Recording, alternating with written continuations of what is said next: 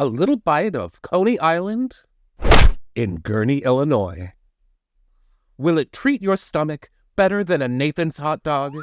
Find out on this coaster review for old people. Coaster reviews, coaster reviews, coaster reviews, coaster reviews for old people. What?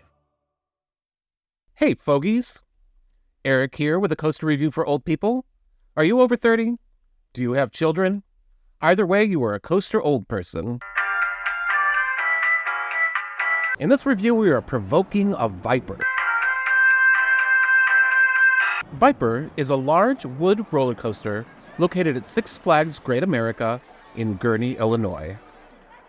There are a bunch of other coasters out there named Viper, but this is the only woody. It opened in 1995 and is the only ride that Six Flags has built themselves in-house. That doesn't make it original, though.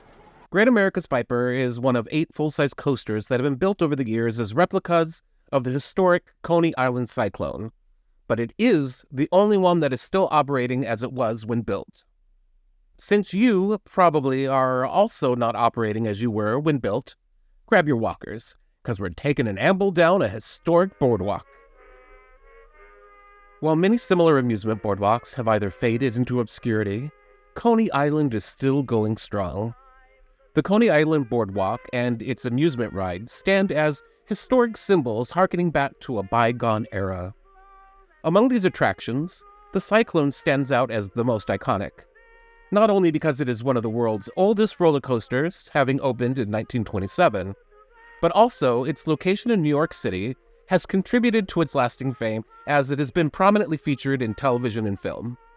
The Cyclone has certainly gained a place in the people's collective memory.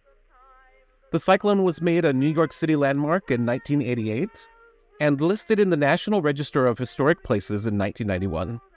Remarkably, it has been exceptionally well maintained, offering a thrilling, if not aggressive ride, even after nearly 100 years in operation. But we'll save that for a future review. Unlike other clones that pay homage to Cyclone by having similar names, Six Flags decided to lean into the twisting, snake-like path of this ride, coming up with Viper as a new moniker. The Viper Station is themed to a ramshackle and snake-infested factory for Colonel Peabody's snake oil elixir, and it's been abandoned for some time. The trains are styled in green to resemble snakes. From lift hill to brake run, a run around this snaking course takes about 2.5 minutes. But will you have to suck out the poison once you're done? Let's bite into Viper with our exclusive rating system. My neck, my lap, my dentures and my hack. My neck, my lap, my dentures and my hack.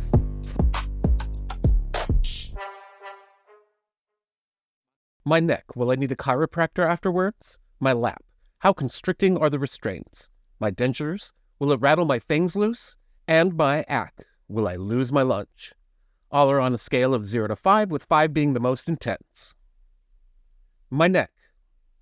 Viper premiered at Six Flags Great America in 1995, 68 years after Cyclone opened. Definitely benefiting from advances in engineering, this contributes to Viper getting a neck score of 3. I've been on much more painful wooden roller coasters. Viper is more or less a mirror image layout of Cyclone, but with a more robust and sturdy structure. This has presumably helped to mitigate the wear and tear on the track, but it is still an aging wooden roller coaster, so it has its fair share of jolts. This snake does not clown around. Viper pulls some surprisingly intense G-forces. Your neck will be well aware of this at the bottom of the initial drop. The turnarounds are well banked, so side-to-side neck snapping is relatively minor. And the subsequent positive Gs are not so painful, mostly. The main backbreaker to be aware of is at the top of the first airtime hill after the initial drop and first turnaround. It is a much stronger jolt than I would expect on a hill like this, and it catches me a little by surprise every time, even though I brace myself for it. Otherwise, the other airtime hills are not really that traumatic. You won't gray out from a lot of sustained negative Gs, but you will get a relentless series of kind of laugh-inducing pop-out-of-your-seat moments. My lap. Viper gets a lap score of 2. The trains on this ride are the common Philadelphia Toboggan Company trains that can be found on many large wooden roller coasters. These are solidly built trains. Each have 5 cars. Each car has 3 rows of 2 riders each, 6 riders each car, 30 riders per train. Once you load, you'll find a bit of a step down as the seats are lower than the station and the rows are a bit on the narrow side. This plus the way the lap bars jut out slightly, be careful navigating to your seat. The seats themselves are a snug fit, but nicely padded, so not too uncomfortable for an average-size passenger. Plus-size riders might have a more constricted experience. There's a padded solid divider between the 2 seats that will minimize any lateral sliding around, especially if you're riding solo, and the high-back seats provide a padded headrest. Viper has a 2-part restraint system. First is an adjustable seatbelt with a metal latch, simple. Second is a padded L-shaped lap bar. You pull the lap bar down yourself, but the ride attendants will check that it is all the way engaged, so you'll be pinned in, but not crushed. Overall, the restraints are not that painful or aggressively constricting. My dentures. I'm giving Viper a denture score of 3. As far as old wooden roller coasters go, Viper is on the overall less rough side. I have ridden much rougher woodies, but it is still a nearly 30-year-old structure, and while meticulously maintained, you can expect a rattling experience. Remember your first Model A? Nothing worse than that old jalopy. I find the shaking to be most intense on the initial drop and during these mid-course in-structure turnarounds. Nothing unbearable as long as you don't skip on the fix-it-ent. My ACK. Viper gets an ACK score of 2. It has that classic rumble and sway wooden coaster experience with no inversions, so no fear of erping up there. And while it is a Cyclone clone, its structure is, as mentioned before, notably more robust, with many more braces throughout. This limits the lateral sway of the structure as the train traverses a turnaround, and this helps lessen the herc factor a bit. The airtime hills, however, pack a punch, and they could definitely turn your lunge up a little. Overall ow factor. Viper is a wily snake of a ride that slithers over some very rough terrain. Let's give it an overall ow factor of 3. A couple of hard jolts, intense positive Gs, some intense stomach-flopping airtime, and it rattles like a pissed-off rattlesnake. Unless your calcium levels are questionable, I don't think that you'd be permanently debilitated by this ride, but you might feel the Viper's bite once it's done with you. As far as mental ow goes, operations on this ride are pretty slow, as only one train runs on the track at a time, and the loading process is a bit of a cluster, as the exceptionally long, winding queue to the station lets out into a series of unsupervised stalls that get very backed up and mobbish. Know that figuring it out the first time you ride Viper can be a bit frustrating.